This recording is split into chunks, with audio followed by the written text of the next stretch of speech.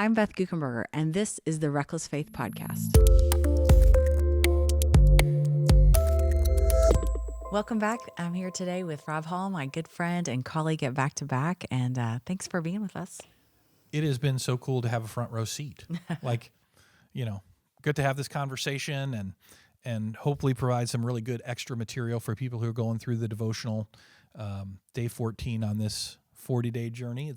It's pretty fun to be here. So this today is called Less Duty, More Pep Rally, Yes to Giving. And as I read this one, I thought about people who, and we've accompanied many of them, who go on short-term mission trips with Back to Back all over the world. Mm-hmm. And they often get the opportunity to be in a church setting with a totally different culture, oftentimes in a totally different language. Mm-hmm. And it struck me when I was reading this that kind of is the heart of this story too. Yeah, Back to Back does host mission trip guests in all the locations that we have around the world. And I think sometimes mission trips get a bad reputation. And I think there are mission trips that aren't run well and warrant that kind of press. But I think if you do mission trips in context and you do them in a way that is meaningful and intentional, I think they can be powerful for everyone involved. That's how God works. He does more than one thing at a time. It's powerful for who you're there to serve, but it's also powerful for the guest. And it took me by surprise this day because I wasn't expecting to be captivated by something as routine as a tithe.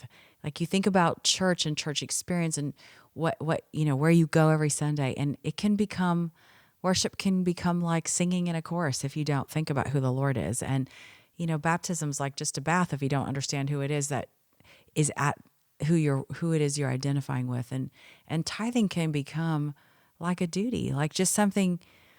Well, I think even for some people, it's the thing that keeps them from that next step. Like, oh, they're going to talk about this thing. And for some people, it's a duty mm-hmm. and they go ahead and do it. And for some people, it's an obstacle to actually giving it all. They're like, hey, listen, you're meddling in the wrong place.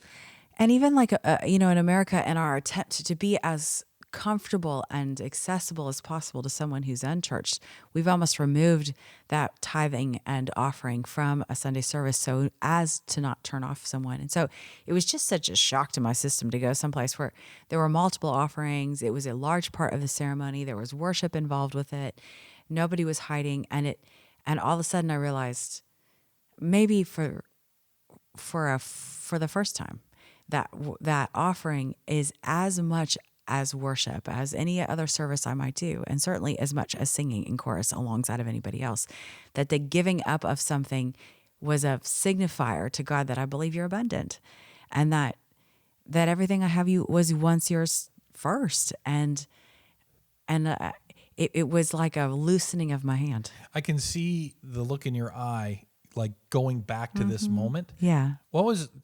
As much as you can recall, what was it like? To be in this place, to see people giving so joyfully, so generously. Yeah.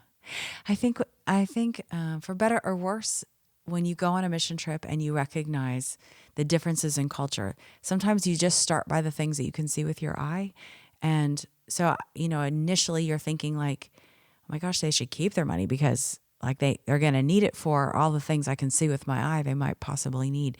So to watch someone who you might think doesn't have everything they need give away that which they have in their hand, suddenly you're like, what do they understand? I don't. Because if I was in their situation, maybe I wouldn't do that. I'm in the situation I'm in now. Would I do it now?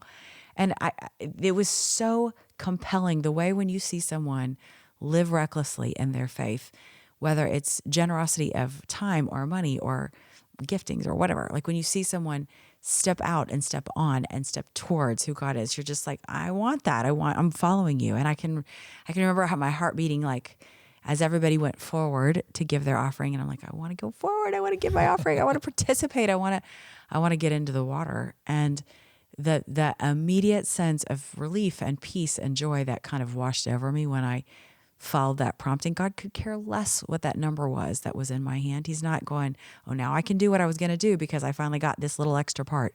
It was like, now Beth understands. Now she's getting it. And he was way more excited about my obedience and getting it than he was about the naira I put in an offering plate that day. Yeah, it really, in so many ways, this idea of money, right, is in so many ways tied to our heart. And are you going to be reckless? It's the thing that we tend to hold on to most tightly. And the experience that you had in day 14, that you talk about in day 14, was a front row seat to, wow, this is a key perhaps to unlocking an even more reckless faith. And it's a challenge to me. Like when I am invited into opportunities of financial sacrifice, I try to remember what that experience was like. And so really that's what today's challenge was about. Yeah.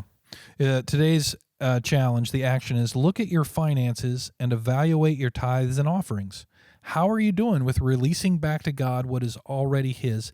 Decide to align your practices with your convictions. And just, I took the study of this subject took me into the book of Malachi. And Malachi talks about, test me in this in the 3rd chapter. See if I won't throw open the storehouses. Like, you can't outgive God. The more, not in some kind of He now owes us, but this is the way He designed it. And so if we live life the way He designed it, there is goodness He promises for us. And so I just felt very convicted in this day. And so if anyone who's listening and has done this day is feeling convicted, I join you. I think it's not something we one time figure out and then we turn it into a habit.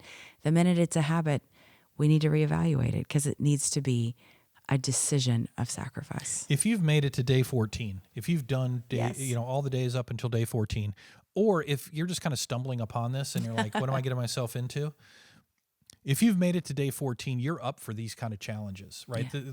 This hasn't been an easy thing. It's not like, hey, I feel great at the end of this and let's go on to the next day. Sometimes it's really, you're swimming in the deep water.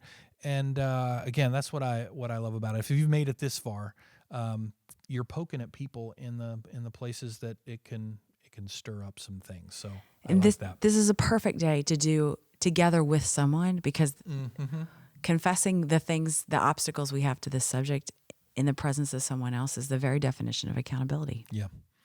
Hey, if you have a reckless faith, 40-day journey to saying yes, we hope the podcast keeps you focused on having meaningful conversations. And this is a great one, not only to have with God, but as you mentioned, with others. If you're here and stumbled upon the podcast and haven't yet gotten a copy of the book, you can find it on Amazon, or for the book and other resources, you can visit backtoback.org/40days. That's BACK, the number 2, BACK.org/40days. No, and I just want to thank everyone for being on this journey towards a more reckless faith. Until next time.